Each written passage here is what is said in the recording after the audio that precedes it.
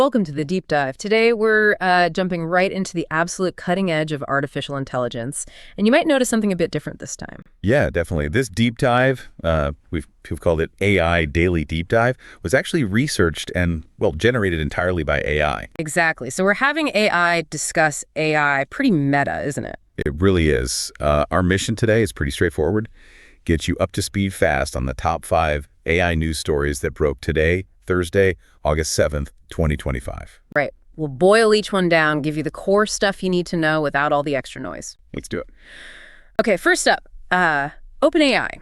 Huge announcement today. GPT-5 is here. Sam Altman apparently described it as like shifting from talking to a smart student, GPT-4, to collaborating with a PhD-level expert. That's the framing. And what seems really key is this new capability where it automatically pauses to think. So it figures out the optimal amount of time itself. You, the user, don't have to choose between, getting a quick answer or a deeply considered one. Okay. So it optimizes that speed-thought trade-off on its own. Exactly. And it's already setting new records on coding benchmarks, things like SwebInch and also multilingual coding. And what about like real-world examples? What did they show?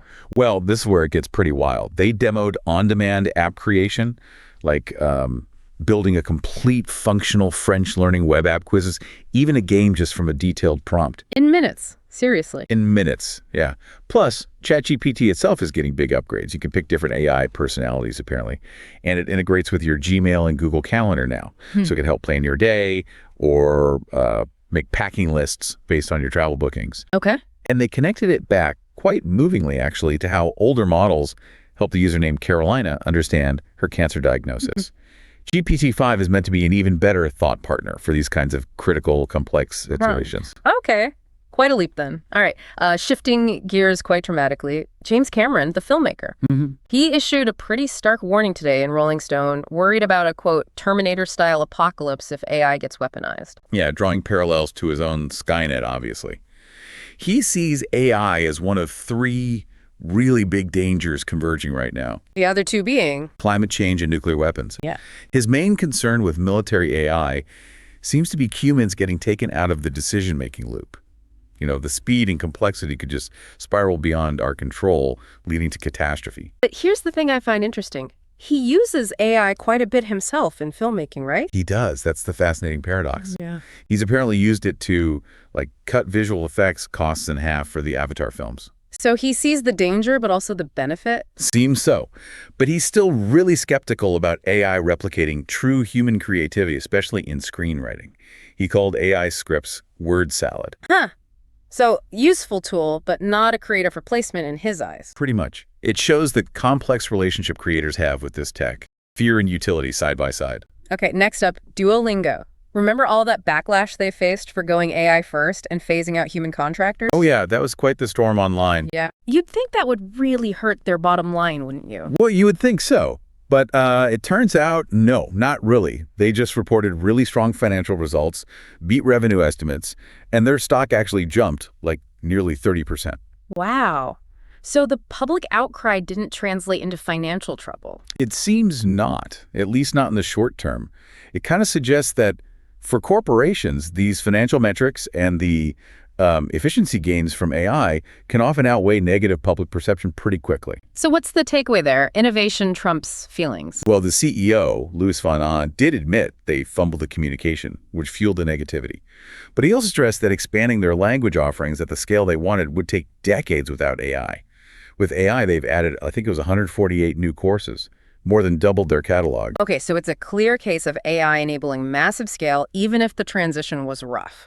Exactly. A real tension between innovation speed and public reaction. All right, this next one sounds really counterintuitive. Researchers teaching AI to be bad.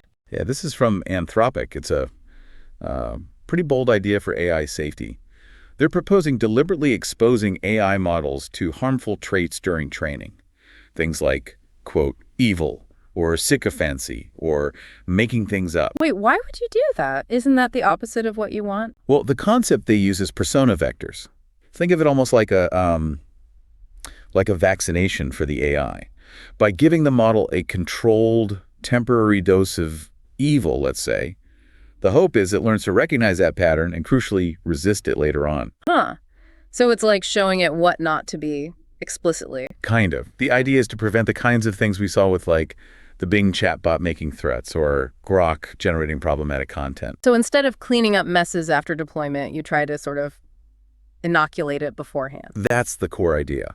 And they stress that these bad persona vectors are just temporary scaffolding. They aren't actually retained by the final model that gets deployed. Okay, interesting. A preventative approach rather than a reactive one. If it works, yeah, it's definitely a novel strategy. Right.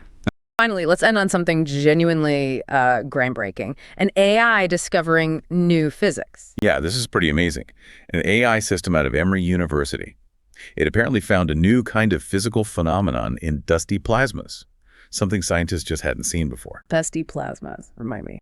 Basically, environments with charged particles, like dust interacting, think nebulae or even industrial processes. And what the AI found were non-reciprocal forces. Meaning, Unlike classic physics, Newton's third law, equal and opposite reactions here, it's different.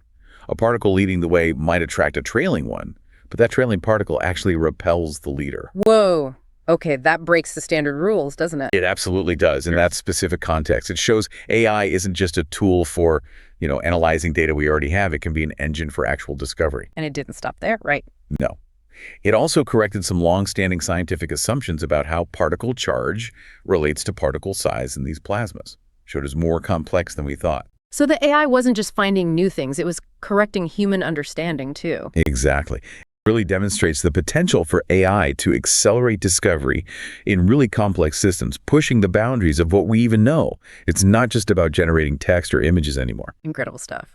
So yeah, what we've kind of touched on today really shows the incredible speed and maybe the contradictions of AI development, right? From becoming this PhD expert in your pocket and a science discoverer to navigating tricky public perception and even these really novel ideas about safety. Absolutely. It feels like it's weaving into everything. Learning languages, discovering physics, which I guess leaves us with a final thought, doesn't it? As these tools get more powerful, maybe even capable of generating their own knowledge, how do we adapt our own understanding of what intelligence even is, what knowledge means? That's the big question, isn't it? Hopefully this deep dive gave you not just the headlines, but maybe a few things to chew on as you navigate this constantly shifting landscape.